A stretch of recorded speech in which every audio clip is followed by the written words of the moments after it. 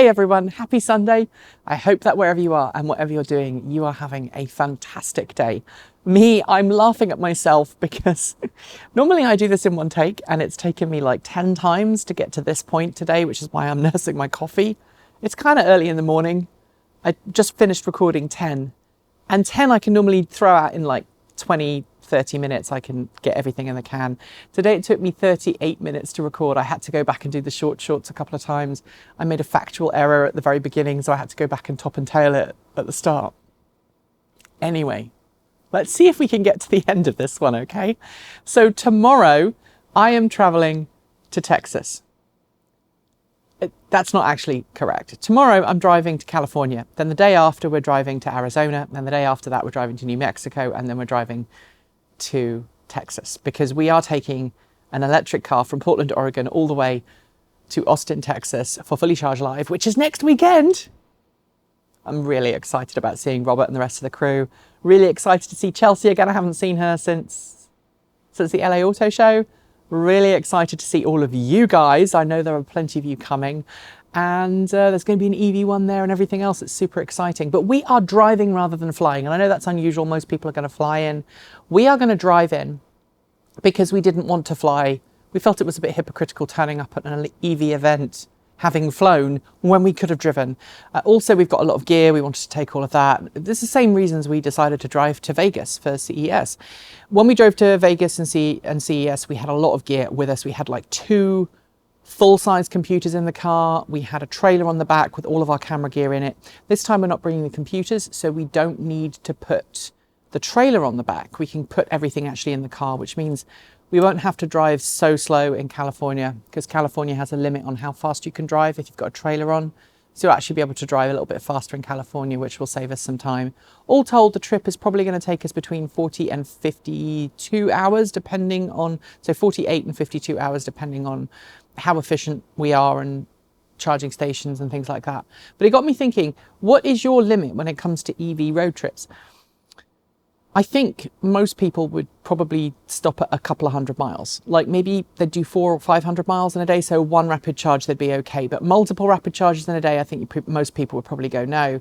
And I'm curious to see how that ties into what your road trip maximum would be if you were in a petrol car or a diesel car.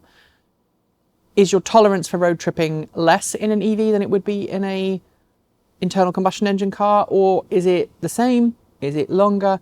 Personally, I think it's longer for me because I know that I'm going to have to stop every 2 or 3 hours for 40 minutes to an hour. I'm going to have to stretch my legs. I'm going to go to the loo. I'm going to have something to eat if I need it. And it breaks up the trip and I find it less monotonous. I'm less tired when I road trip in an EV than when I drive an internal combustion engine car. Not that I do that anymore. I think the last time I road tripped in an internal combustion engine car was like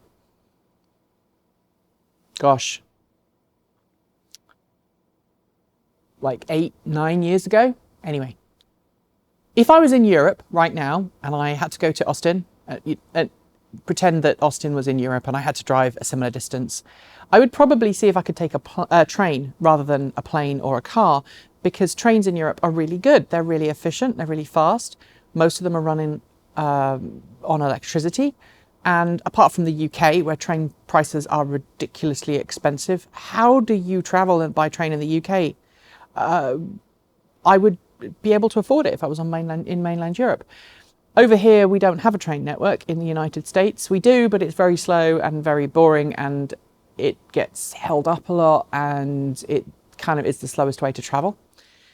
So at what point do you go, okay, it's okay to travel by plane or it's okay to travel by EV or no, I want to try a different form of transport? I think honestly, we probably should have flown to Texas, but I didn't want to be that person. I didn't want to fly into an EV event. That would be hypocritical. It's the same reason I drove to LA last year to get the award for Transport Evolved from Plug-in America. It's the same reason. I didn't want to be that person. And also it makes good content because we're going to road trip. And so that will be fun for you all to watch at some point. When I was in the UK, I would regularly ask automakers who invited me to press events. And funnily enough, we used to get invited to more press events in England than we do over here. I think there's some kind of weird sexist thing going on in the US. I haven't been able to figure it out, but I've noticed, and I've talked to other female journalists, women get invited on less events in the US than they do in Europe. Anyway, that's a different video. I would regularly ask, hey, can you put me on a train instead of putting me on a plane? And so, you know, on one occasion I took the Eurostar to Belgium for an event there. On one occasion I took a train from Bristol, where I lived, all the way up to Sunderland, where Nissan was doing its tour of its Nissan Leaf production facility and its battery plant. And that was a really nice trip, because I think I left the house at like 5:30. I walked from my house in Bristol to Bristol Parkway, which was the little station right on the outskirts of Bristol. I kind of had to think about that for a second. I used to live in a little village called Stoke Gifford. I don't think I don't have to hide that anymore, because I don't live there anymore. And I got on a train, and the train I think probably took 6, 7, 8 hours to get to Sunderland. But it was a really nice journey. I got to, you know, exercise on the train, walk about a bit, and I got to do some work. I got to watch some TV because I had my internet connection from my phone. It was all really good, and beautiful landscapes along the way. But, you know, obviously if I'd taken a plane, I would have had to have driven an hour to my local airport, and probably there wasn't a direct flight, so I would have had to have flown to another airport and then up to Sunderland. And to get to the airport, I would have had to have driven an hour, and then I would have had to have waited at the airport for an hour and a half. So that's 3.5 hours. I'm not even in the air yet, and then fly up. So actually, train was probably slightly longer, but it still felt better than taking the plane. So back to my original question of EV road tripping and distance.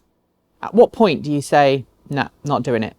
Three charges a day, 4 charges a day, 400 miles, 800 miles? I know someone watching this who's a Tesla owner and goes, yes, but I've got a Tesla and supercharging and blah, blah, blah. That's nice, but I want to know from everybody who has an EV. I think sometimes we forget that there's more than one type of EV in the world, and there are different people with different walks of life, with different budgets, who may or may not always want to make long distance road trips regardless of their vehicle, and there are other people who are like, hell yeah, I'll do it whenever. I have a friend in Portland. I'm going to call her Lychee. That's not her real name, but that's the name she's known by locally. Hi, Lychee. She has a little Spark EV. It's her first EV. She bought it earlier last year. She learned to drive in it. I helped her learn to drive. She bought it and she drives it. It's got 70 to 85 miles of range, and she's driven it to Seattle, which is a long way in a little tiny car, but she did it because she wanted to do it, and she wanted to make that trip. So that's the demonstration that for different people it's going to be different. So anyway, let me know your thoughts in the comments below. I know I'm rambling today. I'm sorry about that. Prep for Fully Charged Live has kind of made us all tired. So I'm going to enjoy my coffee. Enjoy the rest of your Sunday. Keep evolving.